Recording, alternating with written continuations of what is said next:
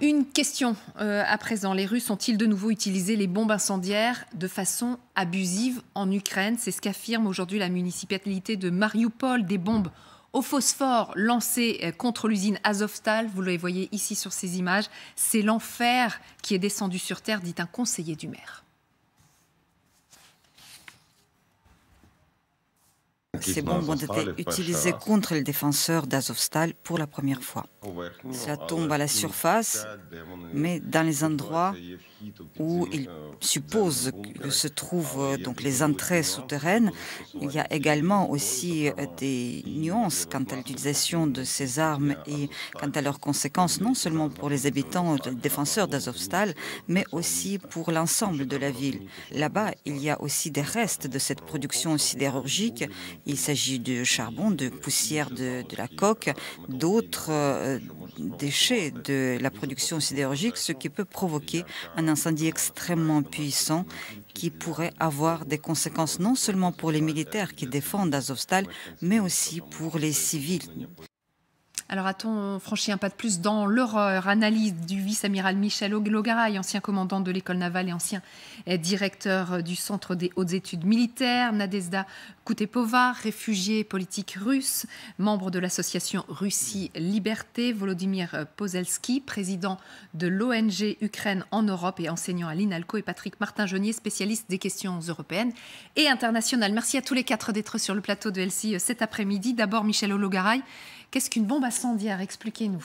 Une bombe incendiaire est une bombe qui est destinée à produire beaucoup de lumière, et cela grâce à des paillettes de phosphore en particulier.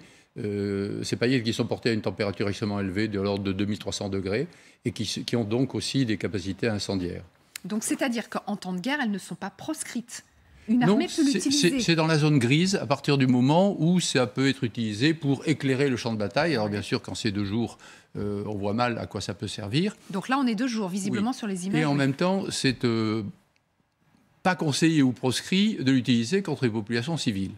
Alors bien sûr, sur Azovstal, il n'y a pas beaucoup de populations civiles. Là, c'est vraiment... donc, c'est pas la nuit non plus. Donc, c'est clairement pour essayer soit d'enflammer ce qui peut être encore enflammé. À mon avis, il y a peu de choses. Vous avez vu Azovstal, il ne reste pas grand-chose en surface. Alors, peut-être y a-t-il des résidus de coke et donc de charbon. Alors ça, je n'en sais rien, mais le maire de Mariupol a l'air de le dire. Donc, peut-être y a-t-il ça. Il y a... Élément plus important, le circuit de ventilation de tous ces souterrains.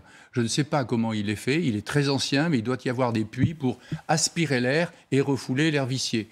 Si ces fumées, en quelque sorte, peuvent envahir le sous-sol, ce serait un effet secondaire qui serait un effet secondaire suffocant pour les gens qui sont en sous-sol. C'est ce que disait, on avait tout à l'heure un spécialiste de l'armement tout à l'heure de l'IFRI. Oui, il disait que visiblement le but, ce serait d'asphyxier les soldats qui sont encore dans les galeries souterraines. Ce serait quand même... un peu de billard à deux bandes, si vous voulez.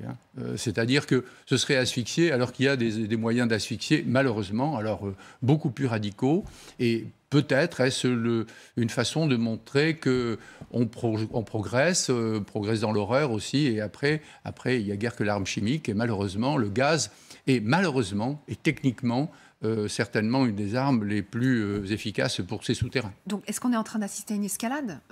Parce que le gaz pourrait être utilisé en prochaine étape? Oui, je pense que oui, c'est absolument horrifiant ce qu'on voit aujourd'hui. On voit en direct cette escalade de l'agression. En plus, on voit aussi, comme au fur et à mesure, elle aussi continuer à violer et casser, annuler toutes les conventions qui existent dans le monde entier. Et je ne sais pas, ce signal, c'est à qui? C'est à tout le monde qu'on peut faire n'importe quoi avec n'importe qui si... nous imaginons quelqu'un nous menace. Pour moi, c'est horrifiant. C'est pour l'avenir de la Russie, cette image est horrifiante. Alors, ce ne serait pas la première fois que les Russes utilisent ces bombes incendiaires. En mars, les Ukrainiens avaient accusé les Russes de l'avoir utilisée dans la région de Louhansk. Il y a même le président Volodymyr Zelensky qui l'avait affirmé. Voilà ce qu'avaient dit les Russes. Ce sont des accusations qui étaient mensongères pour eux. La Russie n'a jamais violé aucune convention internationale, avait dit le porte-parole du Kremlin. Le barreau de Kiev a utilisé ces armes.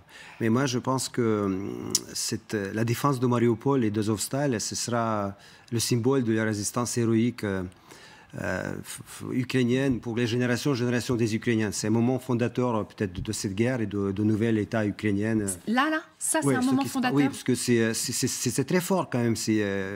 En Ukraine, il y a vraiment une attention, très grande attention à ce qui se passe. Et vous savez, les autorités ukrainiennes essayent de faire. Il y a des négociations avec l'aide de la Turquie, de la France pour essayer de sauver, faire extraction pour ces soldats. Et ça montre donc, et Volodymyr Zelensky a dit à plusieurs fois que si on ne parvient pas à trouver une solution, ça va compliquer les négociations avec les Russes. C'est-à-dire que, et donc aujourd'hui, ce qui se passe avec cela, je pense que ça montre une transigence et jusqu'à boutisme de Poutine. Poutine qui veut toujours, qui pense qu'il est toujours capable d'écraser l'Ukraine. Pour lui, c'est un symbole de la lutte contre soi-disant nazis. Mais les nazis, aujourd'hui, pour les Russes, un nazi, c'est un Ukrainien qui refuse d'être un Russe. Ouais, c'est un anti-russe. Ouais. Donc, pour lui, c'est très fort. Mais le problème, qu'il n'a pas compris qu'effectivement, cette résistance quand même héroïque depuis 70 jours, c'est vraiment, ça va entrer dans l'histoire de la guerre contemporaine. Malheureusement, c'est une page tragique, mais une page héroïque pour l'Ukraine.